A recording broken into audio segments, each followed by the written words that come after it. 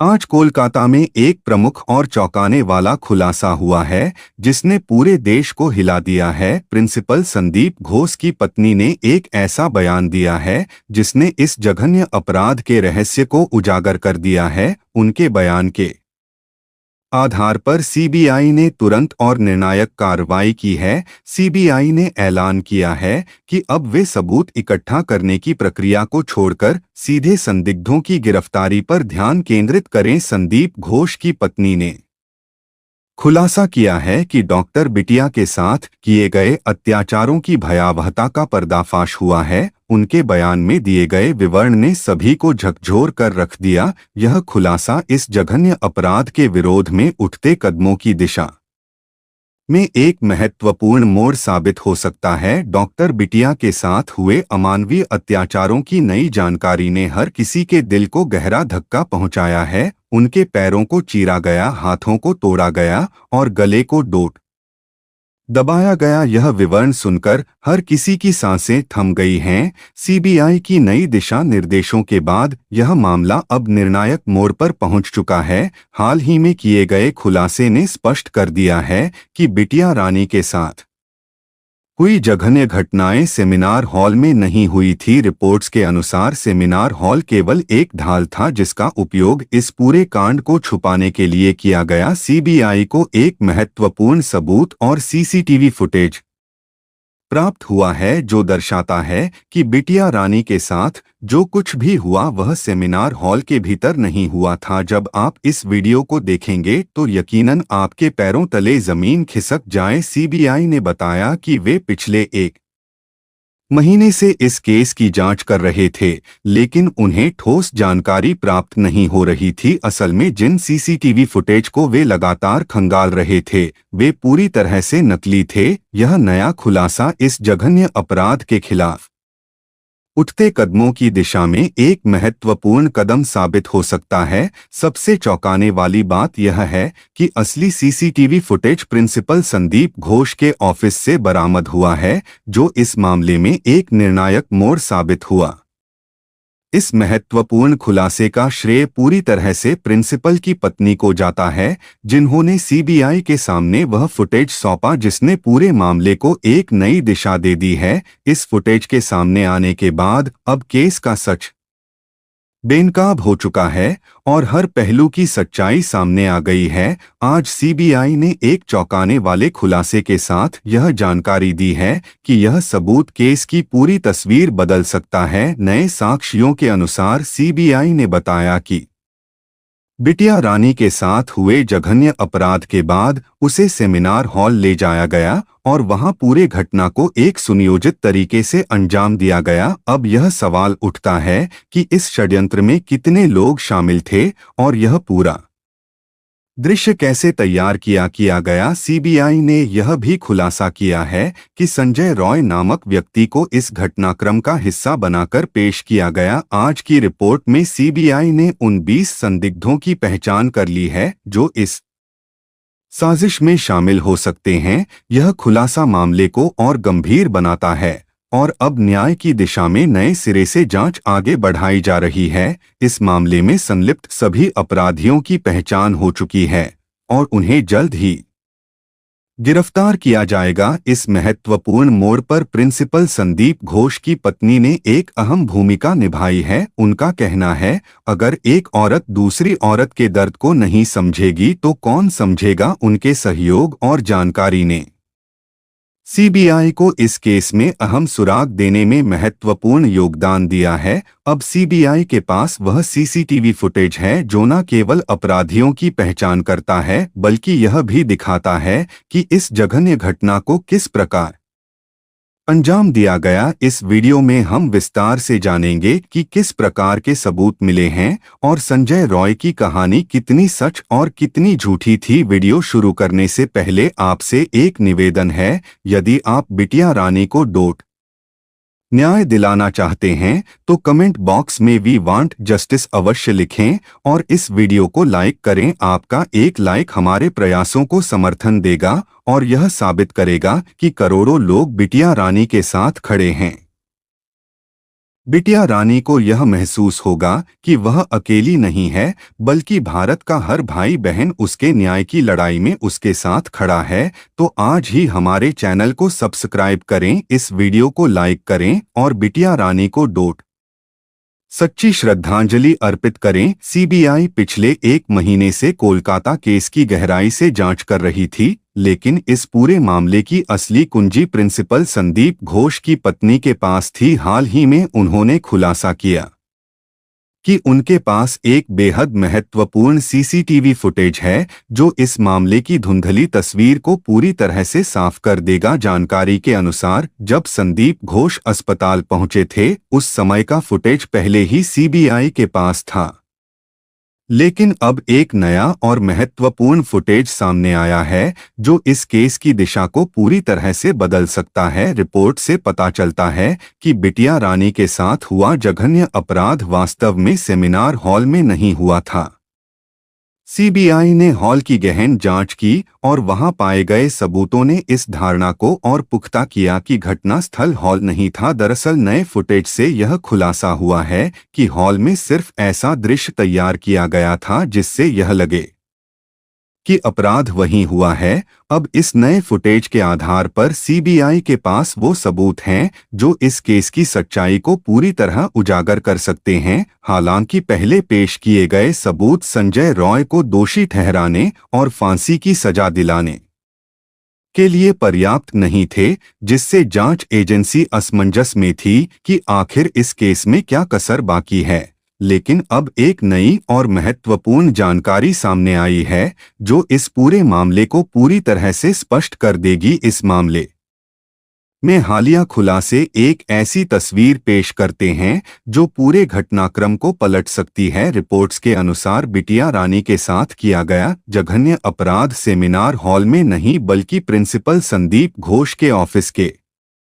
भीतर हुआ था। जैसे ही यह भयावह घटना हुई, बिटिया रानी को तुरंत खींचकर सेमिनार हॉल में ले जाया गया, जहां एक योजनाबद्ध तरीके से नकली दृश्य तैयार किया गया ताकि यह आभास हो कि अपराध हॉल में ही हुआ है। ऑफिस को पूरी तरह से साफ करने के लिए पानी, फिनाइल और अन्य रसायनों का उपयोग कर रात भर धोया गया ताकि सबूत मिटाए जा सके। इसके बाद सेमिनार हॉल में एक फिल्म सेट की तरह नकली दृश्य तैयार किया गया। रिपोर्ट्स के मुताबिक संदीप घोष ने संजय रॉय को इन क्रूरतलम देने के लिए उकसाया, जिसमें बिटिया रानी को बेरहमी से पीटना, उसके अंगों को क्षतिग्रस्त करना और अन्य अमानवीय कृत्य शामिल थे। संजय रॉय को इन हरकतों का अभ्यास कराया गया ताकि वह जांच के दौरान सही और सटीक विवरण दे सके। जब सीबीआई ने जांच की तो उन्हें संजय रॉय के दिए गए बयानों से पुष्टि मिली कि घटनाएं वैसे ही घटित हुई थी जैसे उन्हें बताया गया था। वहीं संदीप घोष ने इस केस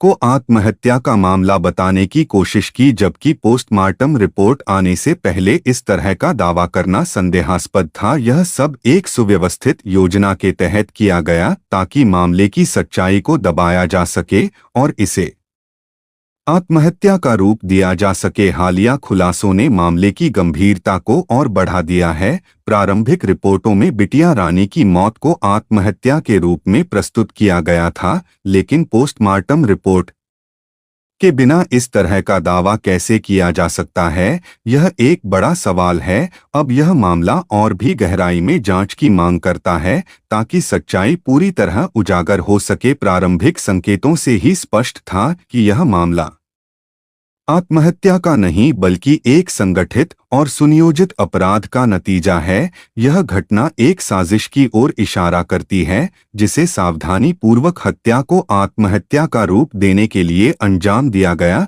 जब यह केस पहली बार सामने आया तो इसे दबाने के लिए हर संभव कोशिश की गई। ऐसा प्रतीत होता है कि प्रिंसिपल संदीप घोष ने इस अपराध को छुपाने के लिए अपने करीबी सहयोगी संजय रॉय को पैसे दिए और उसे निर्देशित किया कि वह घटनाओं को उसी तरीके से प्रस्तुत करें जैसा उसे बताया गया था। संजय रॉय को यह आश्वासन दिया गया था कि अगर वह इस नाटक को सही तरीके से निभाएगा तो संदीप घोष उसे सुरक्षा प्रदान करेगा और पूरे मामले को संभाल लेगा। पुलिस को बुलाए जाने के बाद जो दृश्य पेश किया गया वह उन लोगों से भरा हुआ था जो इस जांच प्रक्रिया में शामिल थे, लेकिन उनकी भूमिका संदेह के घेरे में है। हालांकि डिप्टी ईएसपी और ईएसपी ने दावा किया कि वहां मौजूद सभी लोग जांच प्रक्रिया का हिस्सा थे और उनकी उपस्थिति पूरी तरह से वैध थी। दूसरी ओर इस घटना से जुड़ी एक और चौंकाने वाली खबर ने मामले को और गंभीर बना दिया है।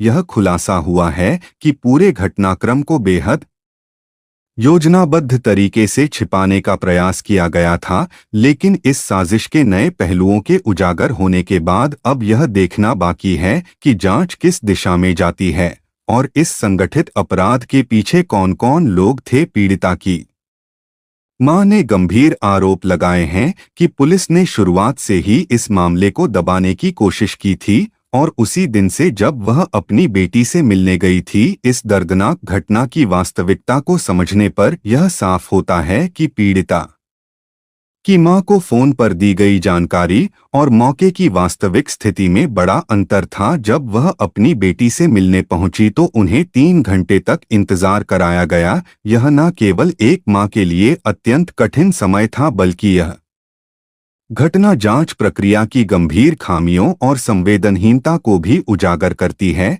इस घटना ने यह स्पष्ट कर दिया कि न्याय की लड़ाई में पीड़िता के परिवार को कितनी गहन पीड़ा और अवरोधों का सामना करना पड़ा। जब अंततः पीड़िता की मां को अपनी बेटी से मिलने की अनुमति दी गई तो वह भी केवल सीमित समय के लिए। इस अल्प समय ने उन्हें अपनी बेटी की वास्तविक स्थिति का सही आकलन करने से वंचित रखा। इसके बाद एक सुनियोजित तरीके से यह झूठ फैलाया गया कि बिटिया रानी के साथ कोई जघन्य अपराध नहीं हुआ था और इसे आत्महत्या के रूप में पेश करने का प्रयास किया गया, लेकिन एक मां के लिए यह स्वीकार करना असंभव था। पीड़िता की मां ने बताया कि जब उन्होंने अपनी बेटी से आखिरी बार बात की थी तो वह खुश और स्वस्थ थी। परिवार में शादी की तैयारियां चल रही थी और उसके लिए लड़के देखे जा रहे थे। ऐसी खुशहाल परिस्थितियों के बीच अचानक यह त्रासद, जिसे आत्महत्या के रूप में पेश किया गया, उन्हें अविश्वसनीय और संदिग्ध लग। इस पूरे घटनाक्रम ने मां के विश्वास को गहरा धक्का पहुंचाया और न्याय की दिशा में एक लंबी और कठिन लड़ाई की शुरुआत की। जब पीड़िता की मां ने पुलिस की कार्यवाही पर सवाल उठाया तो खुलासा हुआ कि पुलिस ने इस केस को दबाने के लिए परिवार पर दबाव डाला था। पहले पुलिस ने परिवार से समझौता करने का प्रयास किया, लेकिन जब यह असफल रहा तो उन्होंने एक साधारण कागज पर हस्ताक्षर करने के लिए मजबूर किया। इस पर परिवार ने कड़ा विरोध जताया और वह कागज फाड़कर पुलिस के सामने फेंक दिया। यह घटना स्पष्ट रूप से संकेत देती है कि पुलिस मामले को दबाने के लिए सक्रिय रूप से प्रयासरत थी, लेकिन पीड़िता के परिवार ने इस दबाव का डटकर विरोध किया। अब यह सवाल उठता है कि अगर इस पूरे मामले में प्रिंसिपल संदीप घोष का सीधा हस्तक्षेप नहीं होता तो एक मामूली कर्मचारी या नौकर को बचाने की इतनी कोशिश क्यों की जाती। संदीप घोष एक मेडिकल कॉलेज के प्रिंसिपल होने के नाते उच्च स्तरीय अधिकारियों के समान शक्तियों और संसाधनों से लैस थे। यह घटना दर्शाती है कि इस मामले में कुछ गहरे और जटिल साजिशें चल रही थी जो इसे सामान्य स्कूल घटना से कहीं अधिक गंभीर और जटिल बनाती हैं। यह भी स्पष्ट होता है कि प्रिंसिपल संदीप घोष केवल एक साधारण शैक्षणिक पद पर नहीं थे, बल्कि उनके पास इतने संसाधन और प्रभाव थे कि वह इस केस की जटिलता को बढ़ा सकते थे। इस घटना ने यह साफ कर दिया कि यह मामला सिर्फ एक दुर्घटना नहीं, बल्कि किसी शक्तिशाली व्यक्ति के समर्थन के बिना इतना बड़ा कांड संभव नहीं हो सकता था। यह मामले की गंभीरता और जटिलता को स्पष्ट रूप से रेखांकित करता है और इस बात को भी इंगित करता है कि इस पूरे प्रकरण में बड़े स्तर पर प्रभावशाली हस्तक्षेप शामिल था। यह सवाल वाजिब है कि आखिर एक मेडिकल कॉलेज का प्रिंसिपल, जो खुद एक प्रतिष्ठित पद पर है, अपने संस्थान के एक मामूली वॉलंटियरली इतना बड़ा जोखिम क्यों उठाएगा, यहाँ तक कि पुलिस पर दबाव डालकर। और आर्थिक संसाधनों का इस्तेमाल करके मामले को दबाने की कोशिश क्यों करेगा? और सबसे महत्वपूर्ण बात, बिना पोस्टमार्टम रिपोर्ट के ही वह आत्महत्या का दावा क्यों करेगा, जबकि उसके इस कदम से उसकी खुद की नौकरी और प्रतिष्ठा भी खतरे में पड़ सकती है। जब हम इन सभी घटनाओं को आपस में जोड़ते हैं तो एक बड़ी साजिश की तस्वीर उभरने लगती है। प्रिंसिपल संदीप घोष का इस मामले में इतना सक्रिय होना यह इशारा करता है कि यह सिर्फ एक सामान्य घटना नहीं थी। इस केस में पुलिस की भूमिका से लेकर अब अपराध को आत्महत्या का रूप देने तक हर कदम सुनियोजित प्रतीत होता है। यह घटना न केवल एक व्यक्ति के अपराध को छुपाने की कोशिश है, बल्कि एक व्यापक और शक्तिशाली तंत्र का हिस्सा है जो किसी भी कीमत पर सच को दबाने के लिए तैयार है। यह केस केवल एक संस्थान में हुई त्रासदी नहीं है, बल्कि इससे जुड़े तमाम पहलू यह दिखाते हैं कि यहाँ कुछ बहुत गहरे और गंभीर साजिशें रची गई थी जो केवल बाहरी घटनाओं से परे हैं। मामला जितना साधारण लग रहा था उतना है नहीं। प्रिंसिपल संदीप घोष की पत्नी द्वारा प्रदान किए गए सीसीटीवी फुटेज ने इस मामले की गंभीरता को बेपर्दा कर दिया है। इस फुटेज में साफ साफ देखा जा सकता है कि घटनाएं कैसे और किसके द्वारा अंजाम दी गई। अब गिरफ्तारी की संख्या 20 तक पहुंचने की संभावना है, जो यह साबित करती है कि यह केवल एक साधारण घटना नहीं बल्कि एक जटिल और गहरा षड्यंत्र है। प्रिंसिपल संदीप घोष के इस मामले में शामिल होने के पीछे कुछ छिपे हुए कारण हो सकते हैं जो इस केस की वास्तविकता को उजागर करने में अहम भूमिका निभा सकते हैं। यह साफ है कि यह मामला सिर्फ एक व्यक्ति की गलती नहीं, बल्कि इसमें कई लोग और कई स्तर पर योजनाएं शामिल हैं जिन्हें समझना और सामने लाना अब अनिवार्य हो गया है। आज के वीडियो में बस इतना ही। अगली वीडियो में और भी महत्वपूर्ण जानकारियों के साथ मिलेंगे।